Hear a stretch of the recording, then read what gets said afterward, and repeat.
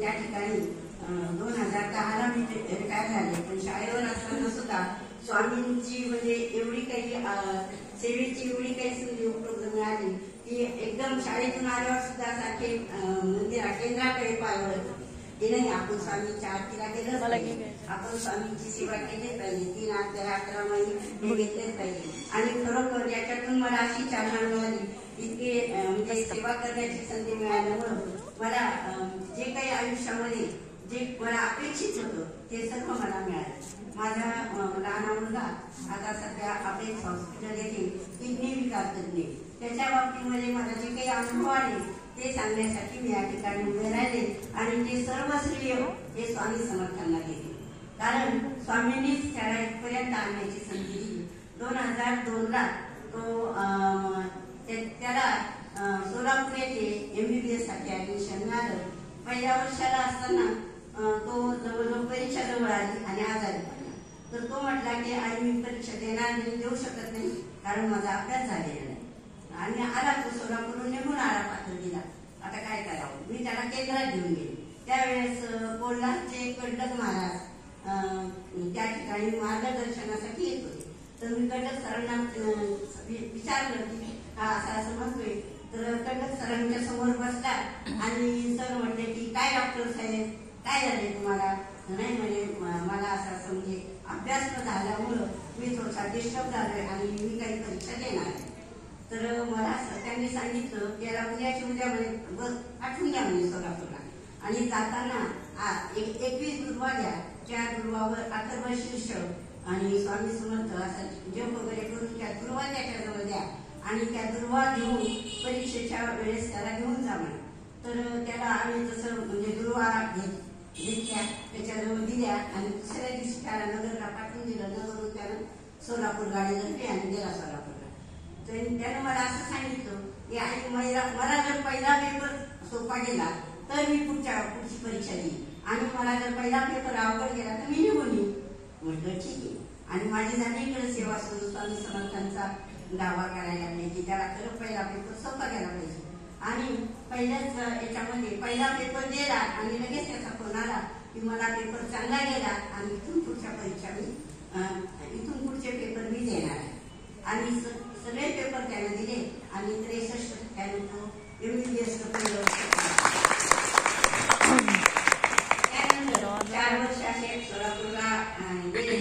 1 वर्ष इंटर्नशिप सोलापूरला राहिला, तिथं राहून अभ्यास केला आणि मला MD करायचं. MD साठी मग PGची परीक्षा दिली. त्याला औरंगाबाद मिळालं. घाटी या ठिकाणी 2 वर्ष त्याला MD मेडिसिनचा कोर्स केला आणि त्यानंतर त्याला काहीतरी सुपर स्पेशालिस्ट व्हायचं होतं म्हणून तो अभ्यास करत होता.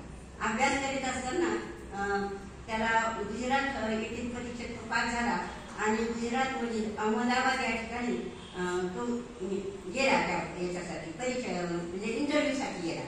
आता इंटरव्ह्यू मध्ये सगळी वेगळी पद्धती आहे. अगोदर जसे मार्क असतात मेरिट प्रमाणे तसं बोर्ड होतात आणि ते पुढं म्हणजे अशा याच्यावर टीव्हीवर असं हे दाखवलेलं असतं की त्या एवढ्या जागा आहेत, किडनीच्या 4 जागा आहेत, हार्टच्या 4 जागा आहेत किंवा 8 आहेत हार्ट स्पेशालिस्ट म्हणजे व्हायचं असेल तर याप्रमाणे त्या जागा होत्या आणि त्याला तर किडनीचाच पाहिजे होता सुपर स्पेशालिटी.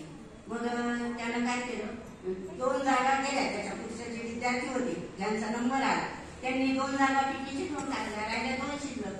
त्यानं मला फोन केला की आई आता 2 जागा गेलेल्या आहेत, राहिल्या 2 शिल्लक.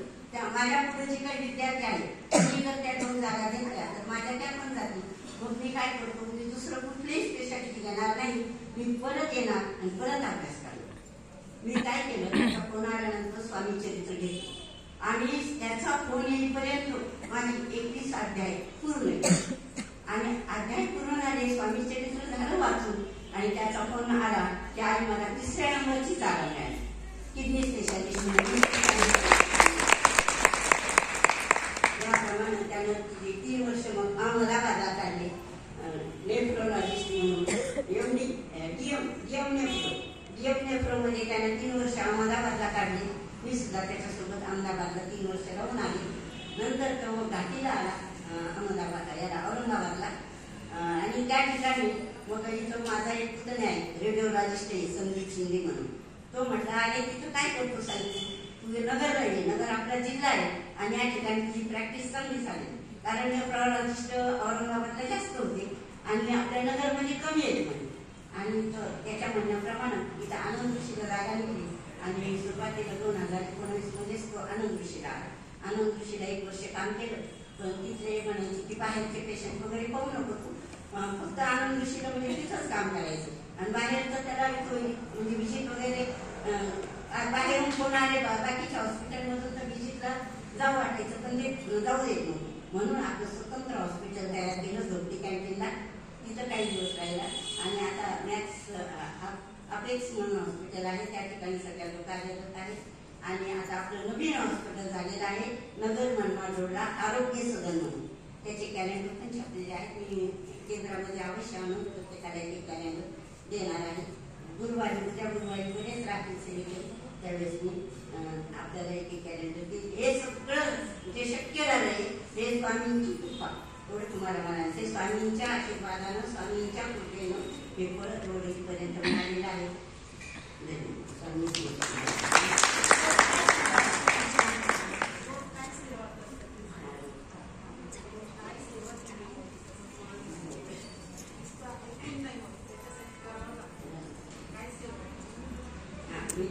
मला जे कडक महाराजांनी त्यावेळेस सेवा दिली होती ती सेवा मी अजून चालू केली.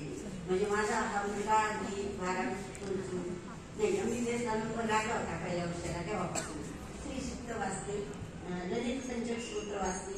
त्याच्यानंतर आपण इथं गेलो अगोदर गणपती ते घ्यायचं आणि दररोजचं म्हटल्यानंतर आणि चित्रांचं जे आहे ते दृष्टिकारक सूत्र ते रोज वाचते. इतर दृष्टिकारक आणि बाह्य शांती सूत्र आणि दररोज 3 अध्याय 11.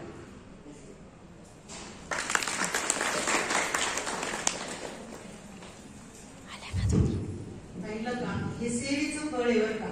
म्हणजे तुम्ही अजूनही जर तुमच्या खात्यात 0 सेवा असेल तर अजूनही वेळ गेलेली नाही, कारण हा मार्ग लावायला भाग्य लागतं आणि स्वामी समर्थ आपल्या भाग्यात यायला ही पूर्व पुण्याई लागते. त्यांच्या परवानगीशिवाय इथे कोणी येत नसतं. म्हणून फक्त वेळ वाया घालवू नका, कारण सेवा केली तरच मेवा आहे. आता तुमच्या समोर हे उदाहरण आहे, प्रत्येकाला अनुभव आहे पण तो अनुभव सांगता येत नाही बऱ्याच जणांना, कारण आपल्याला महाराजांनी एकदम शून्यातून वर नेऊन ठेवलेलं असतं. त्याच्या मागे कष्ट हे आपले 90% कष्ट असतात बरं का, आणि 10% आपलं स्वामींचे आशीर्वाद आणि आपलं हे असतं. त्यामुळं सेवा करा. आता तुम्ही ऐकलं सातत्य सेवेत ठेवायचं. जसं श्री सुक्त आहे, रोज अभिषेक, रोजच्या देवांवर अभिषेक किती जणी करतात, रोजच्या देवाऱ्यातल्या देवांवर. बघा एकच हातवर आला, तुम्ही आंघोळ करताना रोज मग देवांना का नको, याचा अर्थ फक्त नावापुरतं देव देव करतो आणि दिखाव्यासाठी करतो आपण.